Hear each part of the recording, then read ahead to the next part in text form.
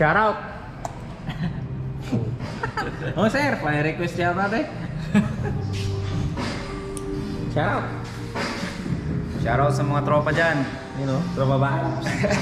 Os. Shout out. Shout out. Shout out kay Pongyan. Shout out. Shout out! Shout out sa mga shout out! Ito pa.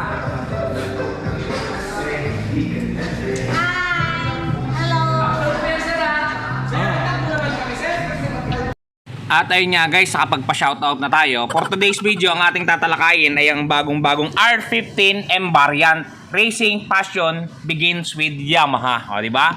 Ayan ang tatalakayin natin ngayon guys. Nandito nga pala ako sa Yamaha 3S branch namin sa Pinamalayan, Oriental, Mindoro. For today's video guys, simulan muna natin sa intro.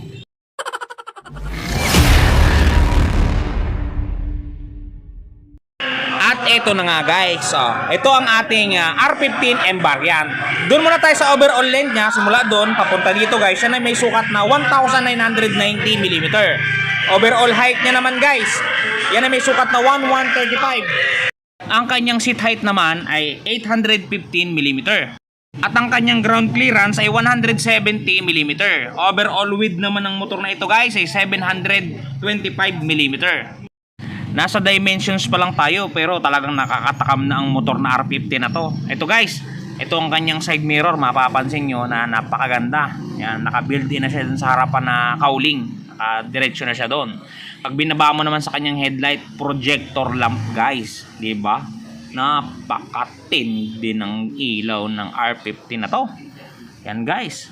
Signal light niya nasa bandang baba. Yan, kung mapapansin ninyo. Yan telescopic niya, inverted telescopic na napakaganda, gawa ng YB. Napakaganda.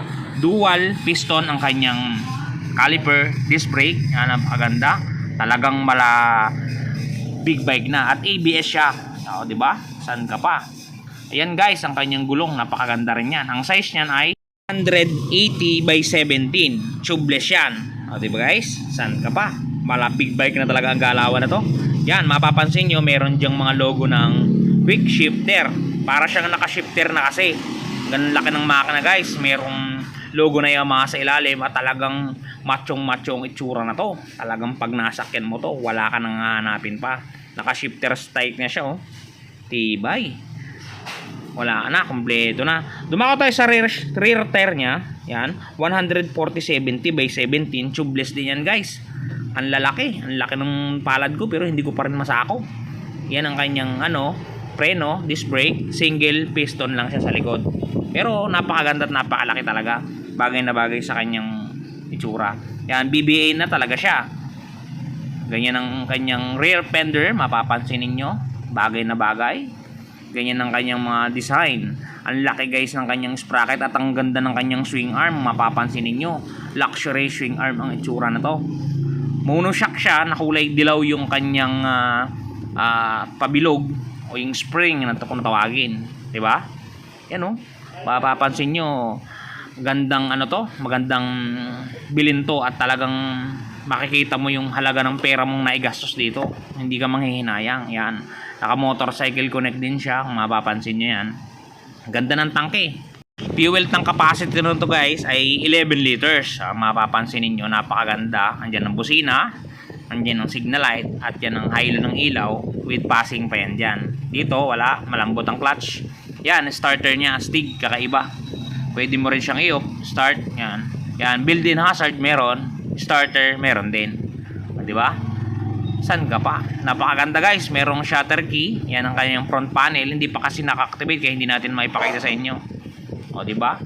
Talaga namang wala ka nang hahanapin pa. Nasa kanya ng lahat. Ganda ng tangke. Talaga namang buhay na buhay. Kumbaga sa dalaga, tiklag na tiklag. Di ba? O, parang malarobot ang itsura. Pag nakasakay ka dito, parang si Tom Cruise na Pinoy. Kumbaga, Tom Cruise Pinoy edition. At yun, dumako muna tayo sa presyo. Mamaya na tayo sa engine specs niya. Ito guys, ang presyo ng motor na ito, R15 M variant. Cash price, 203,000. Down payment, 39,000. 2 years, 10,435 at 3 years, 8,489. O, di ba? Talagang kayang-kaya pag kinaya. Kayang-kaya nyo yan, basta kayanin nyo lang. Engine specs naman tayo. Engine type niya, liquid cool, 4-stroke, single overhead cam, 4-valve siya. Single cylinder, displacement niya ay 155 cubic meter. Bore stroke niya 58.0 by 58.7 mm.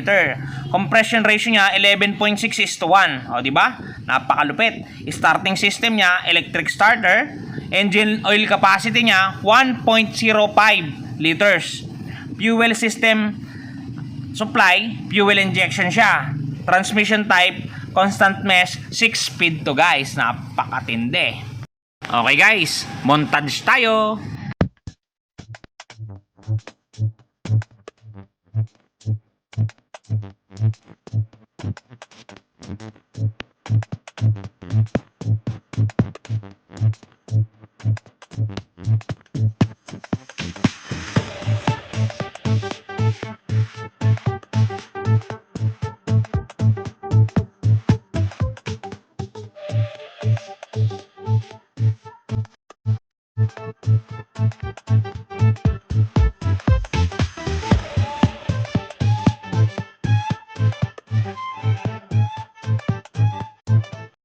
Ito nga pala guys ay available sa Icon Performance Blue at available din ito sa kulay na Anniversary White. Limited stock only!